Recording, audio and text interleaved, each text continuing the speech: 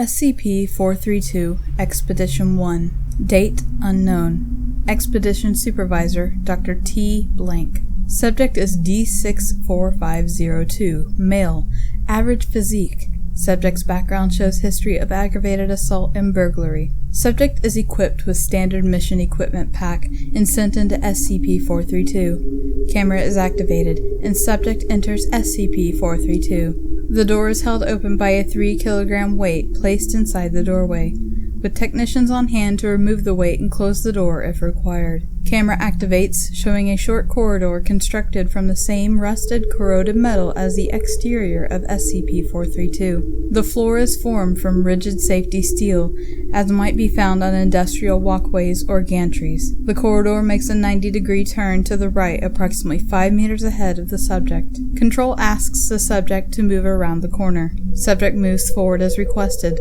turning the corner into a longer tunnel, the exact length of which cannot be judged due to the lack of lighting. A conventional electric bulb on the wall lights the immediate area, but the light fails to illuminate much beyond 3 meters. Further lights can be observed ahead, though they only illuminate patches of the tunnel. Control instructs the subject to turn on his torch, and the lighting is notably improved to the limit of the torch's beam, approximately 20 meters. Control asks the subject to proceed down the tunnel. After approximately 42 meters, a crossroads appears in the tunnel. D64502 asks Control which way to go, and Control tells the subject to pick a tunnel. The subject chooses to go left and, before entering the new tunnel, produces a stick of marker chalk from the equipment pack and draws a large arrow on the wall, indicating the direction of the exit. As the subject moves into new tunnel, Control notes that the video quality has begun to degrade, with visible interference appearing on the monitors. Control does not inform the subject of this. Subject proceeds down new tunnel for 11 meters before tunnel T junctions left and right. Subject takes the left tunnel, again marking the direction back to the exit with chalk, and continues onwards. Subject walks approximately 5 meters down the tunnel, then stops and asks Control if they heard anything. Control replies they did not, and asks what D64502 heard. Subject is quiet, as if listening, then replies in muted tones that he can hear someone banging on the wall in the distance and shouting. Subject becomes agitated and tells Control the person sounds fucking scared. Control boosts audio gain on the subject's camera and pick up sounds similar to the subject's description.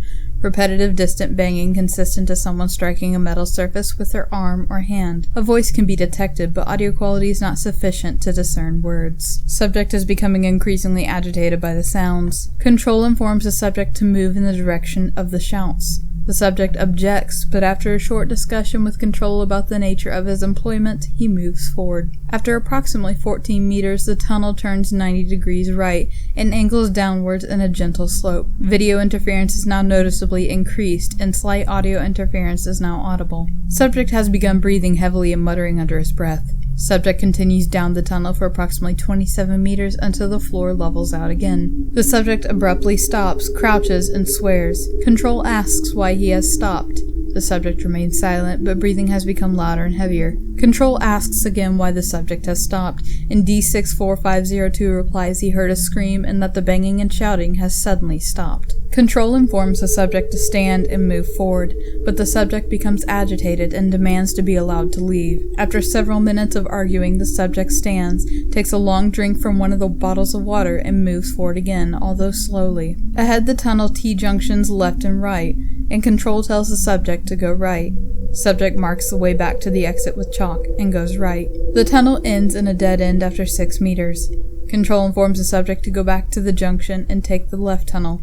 This too ends in a dead end after only 4 meters. Subject seems to have calmed slightly and suggests returning to the previous T junction and trying the other tunnel. Control confers with Dr. Blank, who decides to recall the subject and analyze the data collected so far. The subject has been within SCP-432 for exactly 37 minutes at this point. Control informs the subject to return. The subject moves back through the tunnels, following his chalk marks towards the exit. At crossroads, the subject freezes again and asks Control if they heard a noise. Control confirms that they are detecting a sound, but requests D64502 explain what he is hearing. Subject identifies the noise as wind. At this point, the camera captures a small drift of what appears to be dead leaves blown from the right-hand unexplored tunnel. Subject remarks that the breeze smells stale. Control informs the subject to collect several leaves for analysis and then proceed down the right-hand tunnel to locate their source. Subject collects leaves and complains about orders to remain in SCP-432, but moves toward the tunnel mouth. As subject nears the tunnel entrance, a loud echoing roar is heard over the audio, similar to a large animal such as a bear or lion. Subject panics, screams, and runs for the exit, ignoring Control's demands to investigate the sound. Subject sprints to the exit and collapses in the storage area. Expedition is aborted, the door closed and locked, and subject removed for debriefing. SCP-432 Expedition 2. Date unknown. Expedition Supervisor Dr. T. Blank. Subject is D6411, female, 32, average physique. Subject's background shows an incident of attempted murder. Subject is equipped with standard mission equipment pack and sent into SCP-432. Camera is activated, and subject enters SCP-432. The door is held open by a 3-kilogram weight placed inside the doorway, with technicians on hand to remove the weight and close the door if required. Camera activates, showing subject is in a long corridor constructed from the same corroded metal as the exterior of SCP-432. Light from the open door behind the subject, coupled with the illumination provided by the bulbs located at irregular intervals on the walls of the structure, lights the tunnel for approximately 20 meters. More lights are visible further down the tunnel, but are very dim. Control requests subject turn on her torch and move into the structure. Subject complies. The passage continues for approximately 100 meters from the entrance until it ends in a T-junction, leading left and right. Subject asks Control which way to go, and is told to go right. D6411 marks the route back to the exit with marker chalk, and proceeds down the tunnel for 50 meters until a crossroads is reached. Control informs subject to take the left-hand branch, and subject marks the tunnel wall and enters the indicated passageway, which is followed for 47 meters until another crossroads is reached. Control notes interference to both the video and audio feeds has begun to appear, but is currently negligible. Subject pauses to drink from one of her bottles of water and marks her route back before selecting, without permission from Control, the right-hand branch. Control admonishes D6411, but allows her to continue. The passageway makes a 90-degree turn left after 18 meters, then continues straight for approximately 73 meters. Ahead of the subject appears another crossroads, but as the subject nears it, she freezes and reports that she can hear a rhythmic banging coming through the walls. Control boosts audio gain on camera, and the sound is picked up. The banging lasts for 73 seconds before it stops. Subject has remained still while listening, attempting to breathe quietly.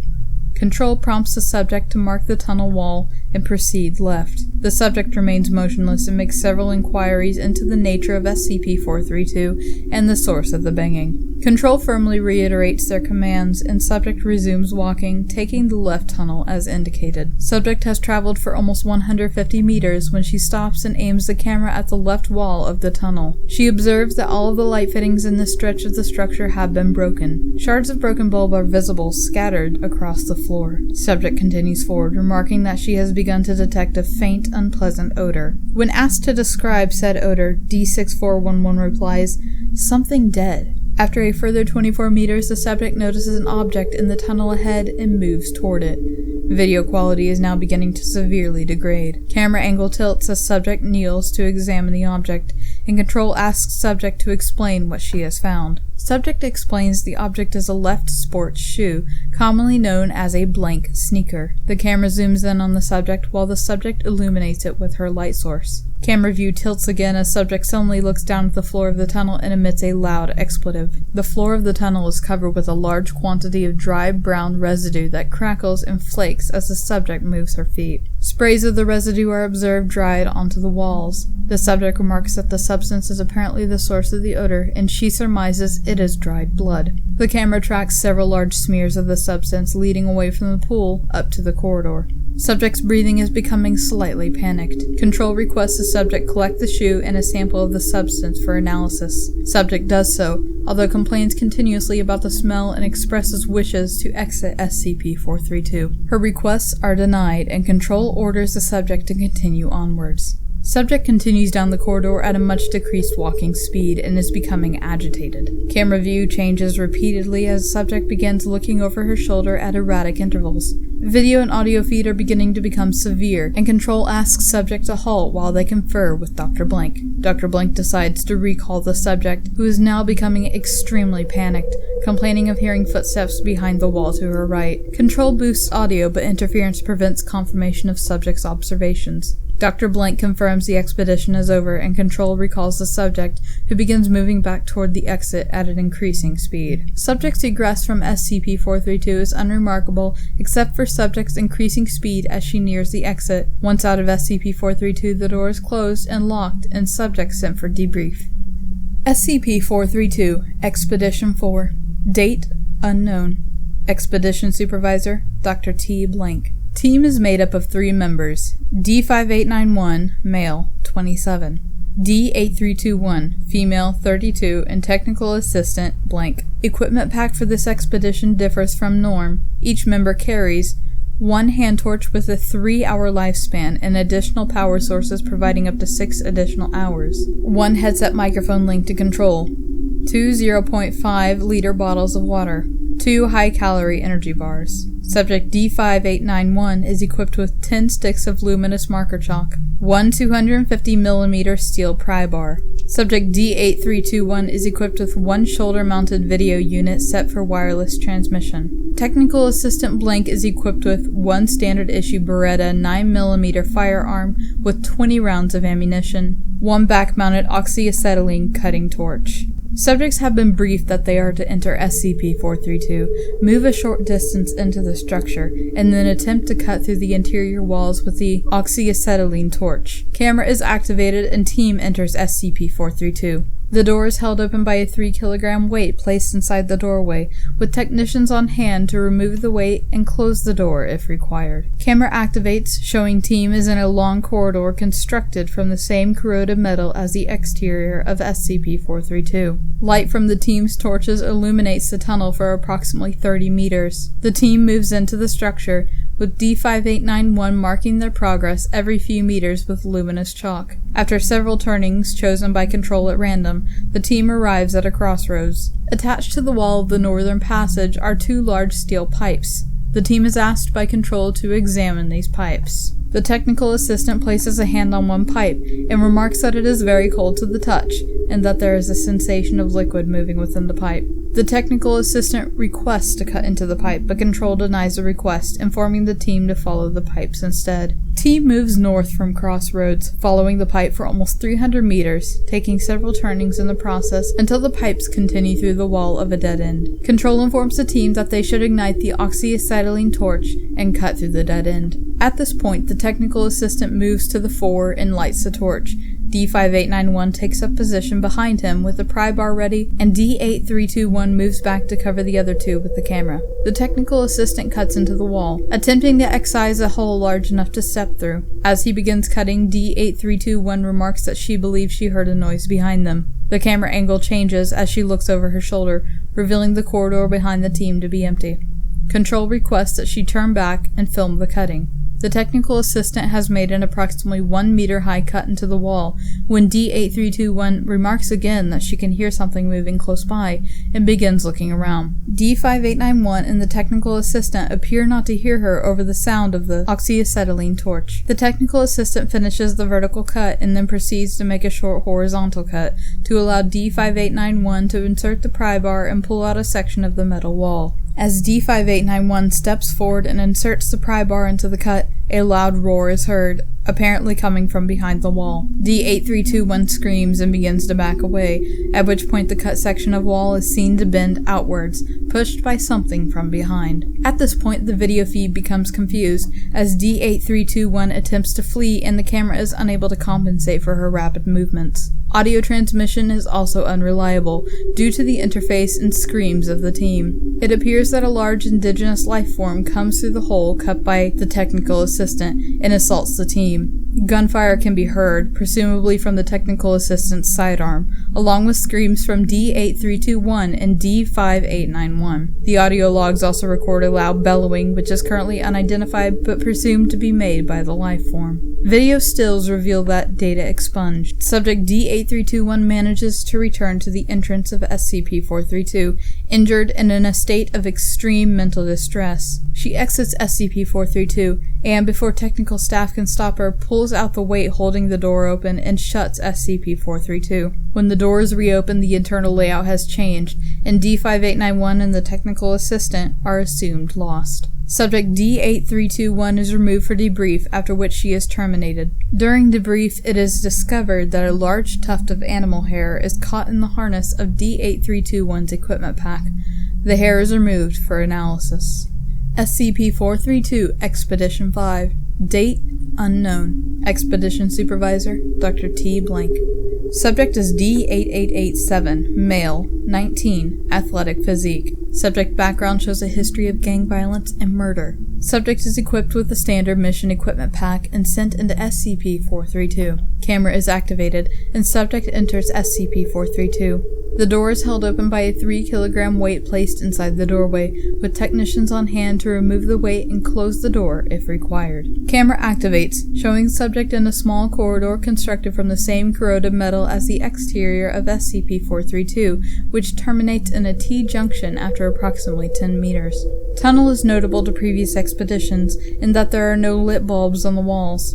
As subject moves forward, he remarks that there is a large quantity of broken glass on the floor of the tunnel. Subject switches on his torch and proceeds forward to T-junction, then proceeds left as instructed by Control after marking his route. Subject moves through SCP-432, taking turnings as indicated by Control. During this time, the subject is careful to mark his route using marker chalk and makes routine reports to Control describing any visual or audio impressions of the structure. Subject reports that he can hear occasional distant machine noises through the walls, and that the interior of SCP-432 is quite cold. After 45 minutes, subject has traveled approximately 2,500 meters through the structure. Video and audio interference is minimal, and subject has carefully marked his route through SCP-432 with marker chalk. So far, all the wall-mounted light bulbs observed in this section of the structure have been broken. Subject stops to take a drink from a bottle of water and consume a ration bar. After resting for a few minutes, subject continues and, after taking a turning to the right, encounters 3 objects on the floor of the tunnel. Subject stops and illuminates the objects with his torch, revealing them to be 2 crumpled food cans and 1 bent tin fork. The cans are partially corroded and seem to be quite old. The labels are of a familiar brand of canned beans. Control asks the subject to place the items in his equipment pack for analysis. Subject continues onward, but after 40 meters stops and informs Control he can hear something. Control requests clarification, and D8887 remarks that he can hear a faint sobbing or crying emanating from somewhere nearby. Control asks if the crying is male or female, and subject responds that it sounds male. Audio pickup fails to register the sound clearly. Subject is currently stood at a T-junction, and Control instructs D8887 to move in the direction of the crying. Subject takes the left-hand passageway, moves 30 meters down the connected corridor, takes a right turn and follows the corridor another 22 meters, proceeds straight ahead at a crossroads and continues for 37 meters. Video interference has begun to increase, and Control cautions the subject not to proceed too quickly. Subject complains the darkness within SCP-432 is hampering his efforts, then shouts, "Hello? Can you hear me? I'm coming!" Control admonishes D8887 for shouting, informing him he may attract attention to himself. Subject asks, "What else is in here then?" But Control informs the subject to continue along his current route and locate the source of the crying. Subject then stops at the next junction and pauses to listen. Audio picks up a drawn-out moan or scream, apparently human in origin, after which the crying ceases. Subject swears and asks if they heard the scream, stating it sounded very close. Control asks subject to proceed forward, and subject complies, although slowly, attempting to move with as much stealth as possible. After 20 meters, the passageway turns right. Subject moves around the corner cautiously. The camera reveals the passageway ends in a dead end. Subject approaches the wall and places an ear against the metal. Subject backs away from the wall hurriedly, hissing expletives. Control asks what he heard, and Subject whispers, "There's something behind the wall. I can hear it crunching on something." Subject makes repeated whispered requests to exit SCP-432 immediately. Control confers with Dr. Blank, who agrees to recover the subject. Control confirms that Subject may begin retracing his route, which he does so at an increased pace. Subject's egress from the structure is uneventful, although Subject keeps looking over his shoulder and requires repeated verbal encouragement from Control to prevent the onset of panic. Subject returns from SCP-432 after a total expedition time of 1 hour and 47 minutes and is sent for debriefing.